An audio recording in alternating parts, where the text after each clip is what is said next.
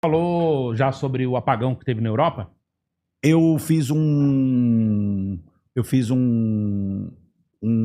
conversa ao pé do rádio, e depois eu passo para você, que eu faço só para os meus membros, e eu fiz dirigindo de lá para cá, porque é uma área que eu conheço tecnicamente. O Léo, ele é engenheiro. Então, ele manja também. Você já falou sobre Eu isso? expliquei isso aí, cheguei a explicar também. aquilo ali, quem quiser pode navegar para onde for, mas aquilo é um problema técnico. Aquilo ali é um problema técnico. Gigante, né? Um problema técnico gigante. Rapaz, e quando você fala em distribuição de energia, tudo é complicado. Sim. Porque Mas eu achei muito estranho o que foi falado, porque aliás, a minha área de materiais, conheço bem ressonância, e é muito improvável, pela explicação que eles deram, aquilo acontecer. Você tem uma ressonância eletromecânica, tanto que eu não lembro agora de outro caso que aconteceu.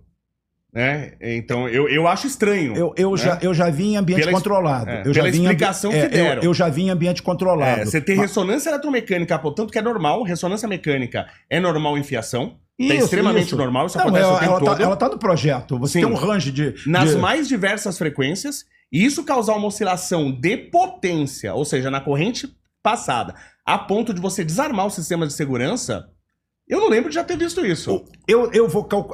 Como a importância de Portugal e da Espanha dentro do contexto europeu é baixa. Mas Portugal foi na sequência. Foi na sequência. O problema foi a Espanha. A Espanha. Como é a Península Ibérica, Portugal está depois. Exatamente. Ela foi na sequência. O problema foi a Espanha. Foi a Espanha. Mas como a Espanha nesse cenário internacional...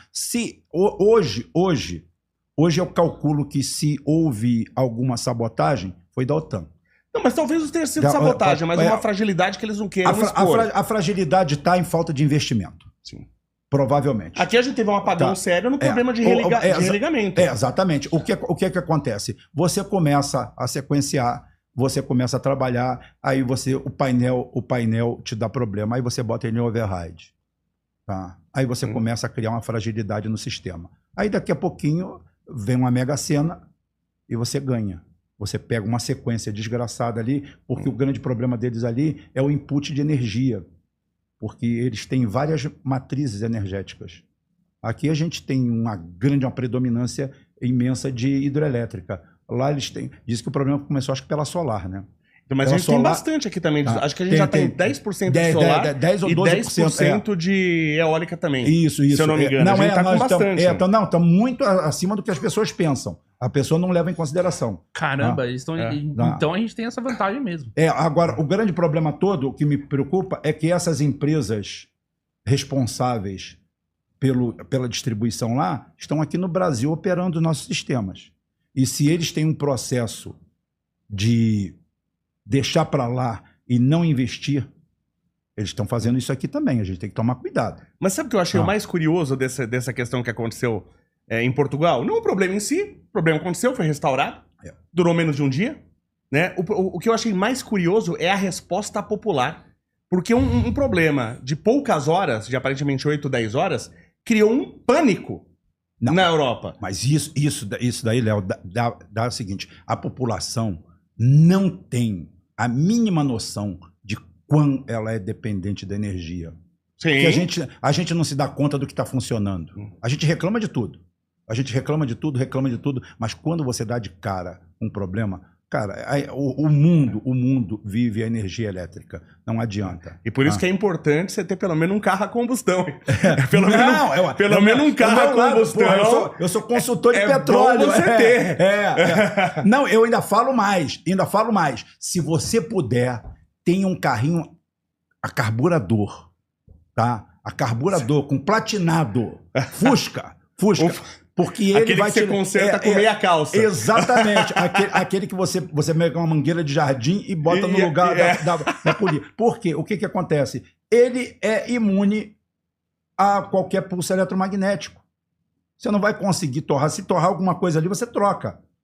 Agora, você com sistemas integralizados que nós temos hoje, de placa-mãe, todo software que tem num carro, você emite um pulso eletromagnético aqui, você deixa todos os carros aqui parados. Acabou. Uma porrada só. Vixe Maria. Eles não vão ter proteção suficiente. Então é o seguinte, se você tiver inclusive, a história é pródiga num negócio. Aconteceu em 1976, A Rússia tinha o caça-fantasma. O caça que ninguém sabia. O Ocidente tinha fotos. Daqui, dali, quem é aquele caça? Quem é aquele caça? Quem é aquele caça? Era o MiG-25. E ele conseguia voar quase 4.000 km por hora. Aí um tenente da Força Aérea fugiu para o Japão, chamava Vitor Belenko. Ele fugiu para o Japão, das Ilhas Sakalinas, com um negócio. O avião era tão foda na época que ele ficou circulando em cima e na época a espinha dorsal da negócio era um Phantom F4, não conseguia nem chegar perto, não tinha nem condições. Então é o seguinte, ele pousou. Aí ele pousou, é claro que os técnicos americanos foram lá, desmontaram ele todo, montaram. Aí falou assim, porra, decepcionante, cara. Decepcionante. O cara eles têm um sistema de navegação a válvula ainda. Em 76, válvula já nem sonho. Era transistor, tudo transistorizado, e não tinha chip. Mas é o seguinte, porra, os caras têm um negócio a válvula. Passado muitos anos, caiu a ficha. Aquilo já era uma proteção para EPM, emissão de pulso magnético. Era uma reserva, era o Fusca que eu estou falando. Compra um bugre, pega um Fusca velho, faz um bugre e deixa lá, que você não vai ficar a pé. Uhum. Você não vai ficar a pé, você vai andar para qualquer lugar. Se você chegar para partir para o Walking Dead, tá, tem um Fusca, que anda com qualquer coisa. Bom pra caramba. Mas é verdade, a população não tem... Aí você viu como é que a população das grandes cidades, tá, ela está refém de algo que ela não tem noção. Não tem noção. Está tudo muito bom aqui, imagina. Aí daqui a pouquinho...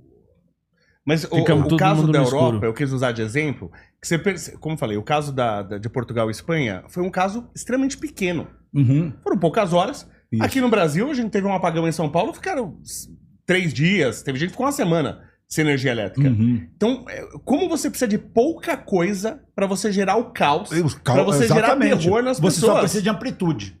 Só precisa de amplitude. Por exemplo, aqui 3 dias em São Paulo, apesar de ser o centro nervoso do Brasil, deu para segurar. Agora, se fosse 4 horas, se fosse 3 horas no Brasil inteiro, era o caos. Sim, sim.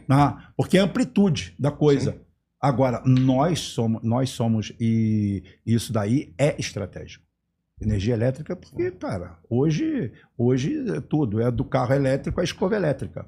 Não tem tudo escova de dente a gasolina.